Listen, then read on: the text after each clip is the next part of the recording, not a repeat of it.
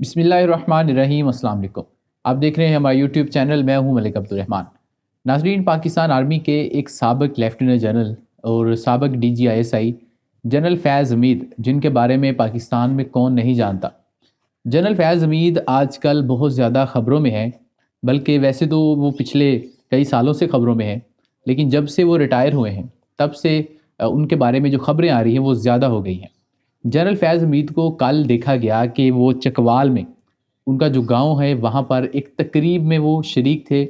ایک نجی تقریب تھی جس کے اندر ان کے کچھ دوست موجود تھے اور تحریک انصاف کے لوگ وہاں پر موجود تھے، وہاں کے جو لوکل تحریک انصاف کے رہنما ہیں، اور انہوں نے جنرل فیض حمید کو تحریک انصاف اور سیاست جوائن کرنے کی کل دعوت دی۔ ایک ویڈیو وائرل ہوئی سوشل میڈیا پہ جس میں دیکھا جا سکتا ہے کہ جنرل فیض حمید وہاں پہ بیٹھے ہوئے ہیں اور ایک شخص جو ہے وہ ان کے ساتھ کھڑا تقریر کر رہا ہے۔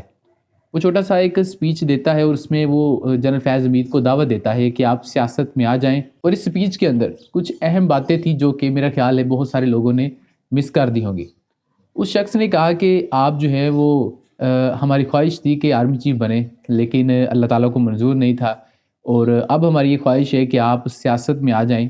اس شخص نے یہ بھی کہا کہ آپ جب یعنی فوج میں تھے یا DGISI تھے تو آپ نے اس علاقے کی تعمیر و ترقی کے لیے فنڈز بھی جاری کروائے تھے۔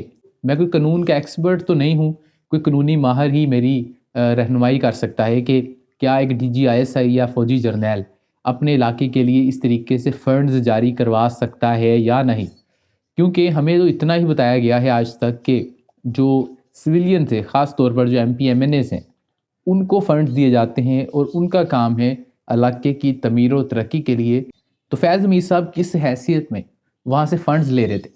تحریک انصاف کے کیمپ کے اندر بڑی خوشی ہے، میں لیڈرشپ کی بات نہیں کر رہا، میں عام ان کے جو سپورٹرز ہیں، ورکرز ہیں، ان کی بات کر رہا ہوں کہ جی فیض حمید صاحب دیکھیں جی تحریک انصاف میں آنے والے ہیں، اور ان کے سامنے ایک ہرڈل ہے کہ وہ ریٹائرمنٹ کے بعد 2 سال تک سیاست میں نہیں آ سکتے، یہ قانون ہے۔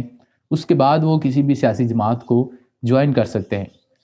کسی فوجی جرنیل کا سیاست میں آنا پاکستان میں یہ کوئی انہونی چیز نہیں ہے اور یہ کوئی نئی چیز نہیں ہے۔ میری رائے کے مطابق تحریک انصاف کو یہ رسک نہیں لینا چاہیے۔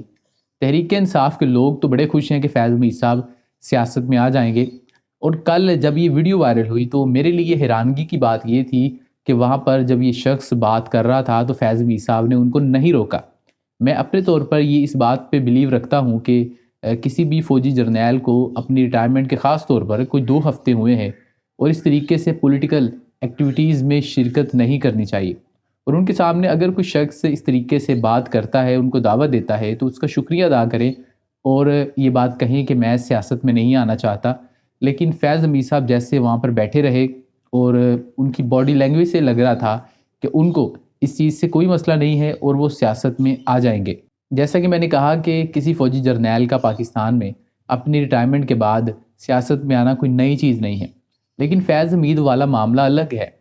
فیض حمید والے معاملے میں وہ پہلے ہی ان کو اتنا زیادہ کنٹروورشل کر دیا گیا کہ ان کو ریزائن کرنا پڑ گیا، اور بطور DGISI ان کے اوپر الزامات لگتے رہے۔ اس کے علاوہ 2017 کے اندر جو تحریک لبیک کا دھرنا ہوا تھا اسلام آباد میں، فیض آباد میں، ان کے حوالے سے بھی کہا جاتا ہے کہ فیض حمید صاحب کا وہ کام تھا، انہوں نے وہ دھرنا آرگنائز کروایا تھا، اور اس کے بعد ان کے ساتھ مذاکرات بھی فیض حمید صاحب نے کیے تھے۔ اور اس بات کی تصدیق اس وقت جو خادم رضوی صاحب زندہ تھے تو انہوں نے ایک انٹرویو میں کی تھی، انہوں نے بتایا تھا کہ حکومت کے ساتھ ہمارے کوئی مذاکرات نہیں ہو رہے، ہمارے مذاکرات جنرل فیض حمید سے ہو رہے ہیں اور انہوں نے ہمیں گارنٹی دی ہے۔ میری ذاتی رائے میں جنرل فیض حمید والا جو معاملہ ہے اس کو میرا خیال ہے عمران خان صاحب کو ختم کر دینا چاہیے۔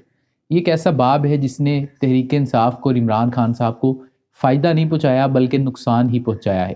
جب تک آپ ایک انڈیویجول کو اس طریقے سے بار بار پروموٹ کرتے رہیں گے آپ کا نقصان ہی ہوگا۔ آپ جو ہے وہ بطور ادارہ پاکستان آرمی کو اس طریقے سے بدنام کرتے ہیں، اور دیگر جو جرنیل ہوتے ہیں جو کہ اس لسٹ میں ہوتے ہیں ان کو پھر یہ بات لگتی ہے کہ یہ تو ان کے فیوریٹس ہیں اور ہماری طرف کسی کا دھیان نہیں جانا۔ اور پاکستان میں یہ جو رجیم چینج آپریشن ہوا ہے یہ نہ ہوتا اگر جنرل فیض حمید والا معاملہ نہ ہوتا۔ پاکستان کی اس وقت کی اپوزیشن بڑی زیادہ ڈری ہوئی تھی کہ جنرل فیض حمید کو لگا دیا جائے گا بطور آرمی چیف اور ہماری شامت آ جائے گی۔ اس کے علاوہ عمران خان صاحب نے ان کو ایکسٹینشن دینی تھی، لیکن فوج چاہتی تھی کہ ان کو ایکسٹینشن نہ دی جائے، یہ معاملہ جو ہے تمام معاملات کو خراب کر گیا اور اسی وجہ سے عمران خان صاحب کی حکومت بھی ختم ہوئی۔ تو اگر فیض حمید صاحب سیاست میں آنا بھی چاہیں پھر بھی تحریک انصاف کو ان کو اپنے پاس بھی نہیں لگنے دینا چاہیے۔ جیسا کہ ہم نے اپنی دیگر ویڈیوز میں کہا کہ جنرل فیض حمید تحریک انصاف کے لیے بیہائنڈ دا سین بھی بہت کچھ کر سکتے ہیں، جس کا شاید تحریک انصاف کو وقتی طور پر فائدہ ہو، لیکن لانگ ٹرم جو ہے وہ تحریک انصاف کا نقصان ہی ہے۔ جنرل فیض حمید اگر پی ٹی آئی میں آئیں گے تو اس کا ڈائریکٹ تاثر یہ جائے گا کہ آرمی نے اپنا بندہ جو ہے پھر سے تحریک انصاف میں ایک لے آئے ہیں اور اس طریقے سے تحریک انصاف کو اب اسٹیبلشمنٹ کنٹرول کرے گی۔ یہ تاثر کسی صورت نہیں جانا چاہیے۔ آپ کے پاس ایک سے ایک شاندار بندہ ہے، ان کو آپ لگائیے دیگر عہدوں کے اوپر۔ فیض حمید صاحب جو ہیں ان کو اپنی ریٹائرمنٹ کو فی الحال انجوائے کرنا چاہیے۔ ویڈیو کو ختم کرتے ہیں، آپ ہمیں کمنٹ سیکشن میں اپنا فیڈ بیک دے سکتے ہیں۔ اس کے علاوہ اس ویڈیو کو لائک اور شیئر کر دیں، اور اگر آپ نے ابھی تک اس چینل کو سبسکرائب نہیں کیا تو چینل کو سبسکرائب کر دیں اور بیل آئیکن کو کلک کر دیں۔ ملتے ہیں آپ سے اگلی ویڈیو میں، مجھے اجازت دیجیے، اللہ حافظ۔